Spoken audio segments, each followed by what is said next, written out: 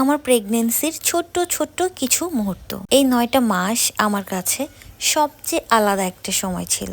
অনেক কষ্ট, অনেক ভয়, আবার অনেক ভালোবাসাও ছিল এই সময়টাতে। আমি যেদিন জানতে পারি ঠিক সেদিন বিকেলবেলা আমার প্রচণ্ড জ্বর চলে আসে। আর বাকি 3টা মাস আমি সবাইকে আমার জ্বর আসছে বলে চালিয়ে দেই। ব্যাপারটা মজার না? 3 মাস পর প্রথম সবাইকে জানানো হয়। এই কাজটা ফারহিন করেছিল। আর ফারহিন আমাকে প্রচণ্ড টেক কেয়ার করেছে, স্টিল নাও সে আমাকে টেক কেয়ার করে। হ্যালো। যেহেতু আমি টোটাল 5 মাস অনেক বেশি অসুস্থ ছিলাম, তাই সে আমাকে হাত পায়ে নখ কাটা থেকে শুরু করে চুলে তেল দেওয়া, শ্যাম্পু করা, চুল আঁচড়ানো, জামা কাপড় ধোয়া থেকে সব কাজ সে আমাকে করে দিত।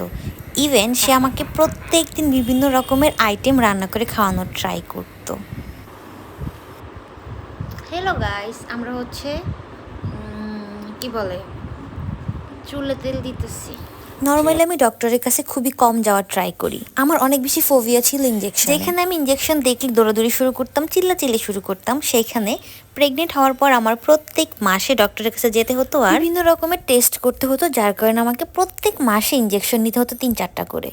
তো কি আর করা যাবে, এভাবে চলতেছিল আমার দিন আলহামদুলিল্লাহ। আগে থেকে আমি কোনো কিছুই করিনি, অতিরিক্ত ছবি ভিডিও নেইনি, কারণ আমি চাচ্ছিলাম যে সুস্থভাবে আগে বেবিটা পৃথিবীতে আসুক, তারপর তাকে নিয়ে অনেক কিছু করা যাবে ইনশাআল্লাহ। তারপর আমাদের 7 মাসের একটা অনুষ্ঠান করা হয়েছিল, মানে খুবই ছোট করে। 5, 6, 7 আজকে 7 মান্থ। খুবই বাজে ক্যামেরা।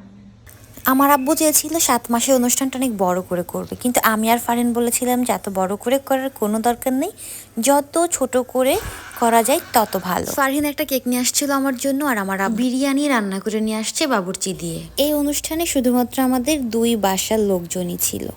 তারপর আমাদের আবার শুরু হলো ডক্টর দেখানো। এটা ছিল আমার লাস্ট বার ডক্টরের কাছে যাওয়া। তার 7 দিন পর আমি আবার চলে যাই, মানে 14 ফেব্রুয়ারিতে আমি ডক্টরের কাছে চলে যাই। 15 ফেব্রুয়ারিতে আমাকে সিজারের ডেট দেওয়া হয়। কেবিনে আমি ওয়েট করতেছিলাম, আমার হাত পা অনেক বেশি ফুলে গিয়েছিল। অবশেষে আমাদের ছোট্ট দুনিয়াটা পরিপূর্ণ হয়ে গেল। 15 ফেব্রুয়ারি রাতে আমাদের ছোট্ট বেবিটা পৃথিবীতে আসলো আলহামদুলিল্লাহ। 7 দিন ছিলাম হসপিটালে, তাই আমরা 21 দিনের দিন আমাদের ছোট্ট বেবির আকিকা দিয়ে 2টা খাসি কিনে জবাই করে মাংস সবাইকে বিতরণ করা হয়েছে। কোনো অনুষ্ঠান করে খাওয়া দাওয়ার আয়োজন করা হয়নি। তারপর আমাদের ছোট্ট বেবির সাথে এটা আমাদের প্রথম ঈদ ছিল।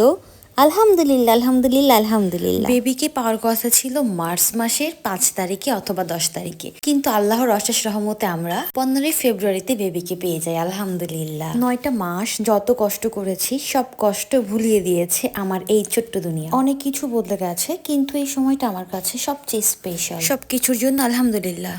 আমার এই সম্পূর্ণ প্রেগনেন্সি জার্নিতে সব থেকে বেশি যার অবদান বা যাদের অবদান তারা হলো প্রথমত আমার হাজবেন্ড, দ্বিতীয়ত হচ্ছে আমার আম্মু।